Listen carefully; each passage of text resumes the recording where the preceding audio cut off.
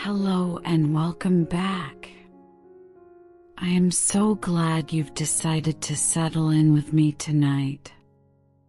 Before we begin our journey into the fascinating, microscopic world of your own biology, I want you to take a moment to really feel the space you're in. Adjust your position. If there is a slight tension in your neck, let it go.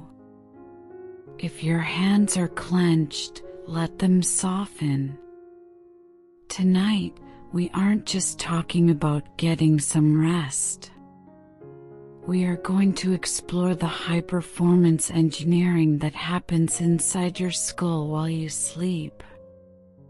We are going to talk about the thermal blueprint, the invisible set of instructions that your DNA follows every single night to keep you alive and sharp.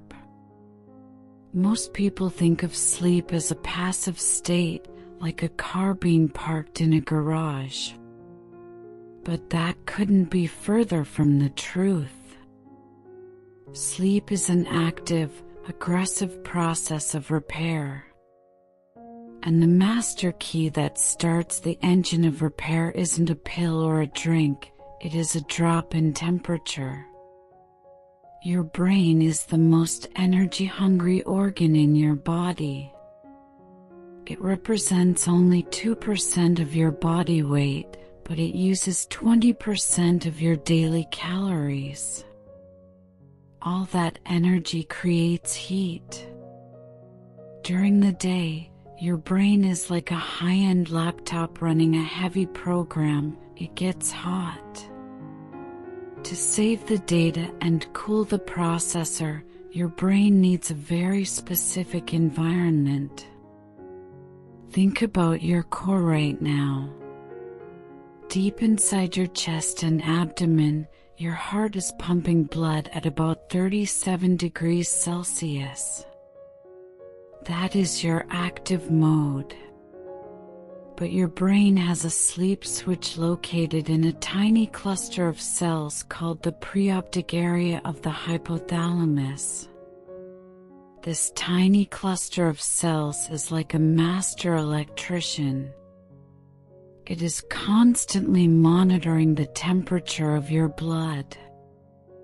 When the sun goes down and the air around you begins to cool, the preoptic area notices a microscopic change. It sees the blood cooling by just a fraction of a degree. This is the signal it has been waiting for. It sends a message to your heart to slow down. It sends a message to your lungs to take longer, shallower breaths. And most importantly, it begins the process of heat dissipation. You are essentially a thermal engine that needs to vent its exhaust. If you are in a room that is too warm, the exhaust has nowhere to go. You stay hot. Your thoughts stay fast. Your repair cycle stays locked. But when you provide your body with that crisp, 18-degree air, you are giving the master electrician permission to flip the switch. You are letting the cooling begin. Now, let's look at the radiators of the human body. Have you ever wondered why your hands and feet feel different than the rest of your skin? Why they are often the first things to get cold or the first things to sweat? In science, we call these your distal skin surfaces. They are unique because they contain a special type of blood vessel called arteriovenous anastomosis. These are essentially high-speed bypasses for your blood. Unlike the tiny capillaries in your arm or leg, these vessels are large and can move a massive amount of blood very quickly to the surface of your skin. Your palms and the soles of your feet are hairless for a reason. They are designed to be heat sinks. When your hypothalamus decides it's time for sleep, it opens these bypass valves. It sends a rush of warm, core blood down to your hands and feet. This is the vasodilation paradox. To make your inside cool, you have to make your outside warm. This is why you might find yourself sticking a foot out from under the heavy blanket. Your brain is using that foot like an antenna, searching for a cool breeze to soak up the heat. Let's talk about the hot bath for a moment. When you soak in a warm tub, your body thinks, "Oh, it's very hot outside. I must open all my radiators to stay cool." Your hands and feet turn pink as the blood vessels open wide. When you step out of that tub and into your bedroom, you have essentially primed your radiators. The cool air hits your warm skin, and your core temperature drops like a stone. This plunge in temperature is what triggers the pineal gland. Located deep in the center of your brain, the pineal gland is often called the third eye. It doesn't see images, it sees light and temperature. When it feels that core temperature drop, it begins to manufacture melatonin. Most people think melatonin is just a sleep hormone, but it's actually a time and temperature messenger. It travels through your blood, knocking on the door of every single cell in your body, saying, "The engine is cooling. The day is over. It is time to begin the deep repair." If you don't get that temperature drop, the melatonin never gets the go signal. You are essentially trying to sleep without the key in the ignition.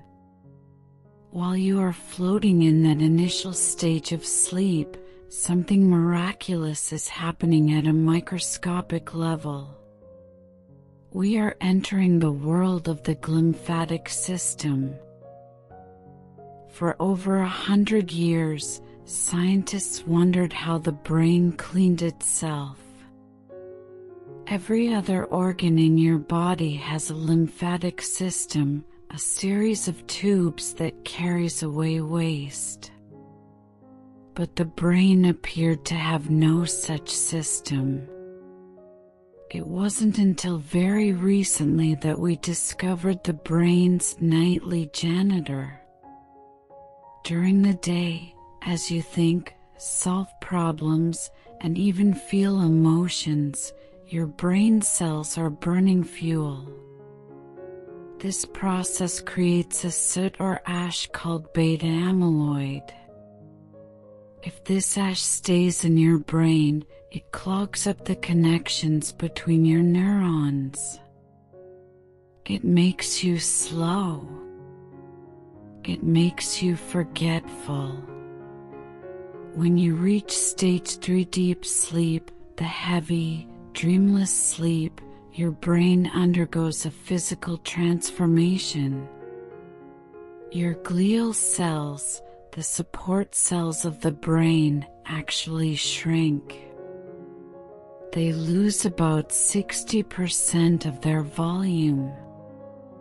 This creates wide alleys between your brain cells. Then, the tide comes in. Cerebrospinal fluid, a clear, nutrient-rich liquid, begins to pulse through these alleys. It is a rhythmic, powerful wash. It picks up the beta amyloid ash and carries it away, out of the brain and into the body's waste system. But here is the deep fact: this cleaning process is thermally gated. The glymphatic system is incredibly sensitive to heat. If your brain temperature is too high, the glial cells don't shrink properly. The alleys stay narrow. The tide can't get through. Think about the last time you slept in a room that was too warm.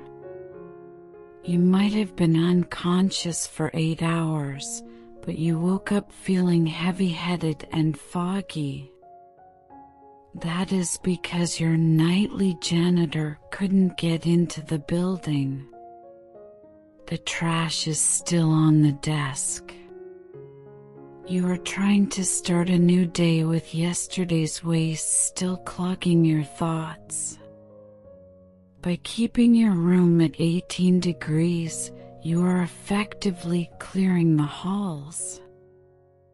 You are giving your brain the physical space it needs to wash itself clean. You are waking up with a new brain every single morning.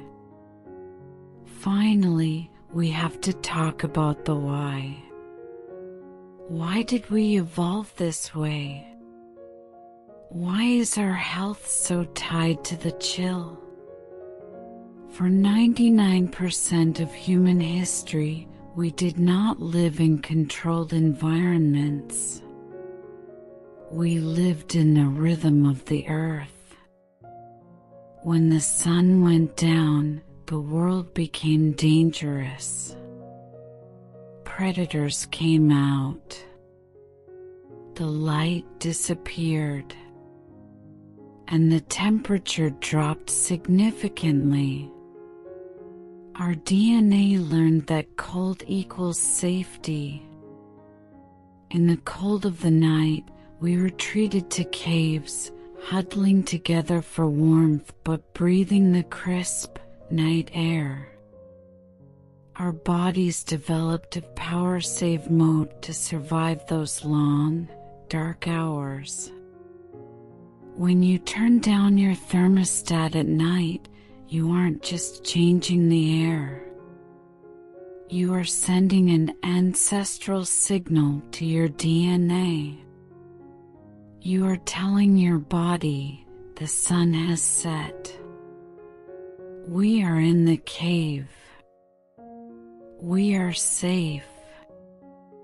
As you lie here now, listen to the silence of your room. Feel the weight of your pillows.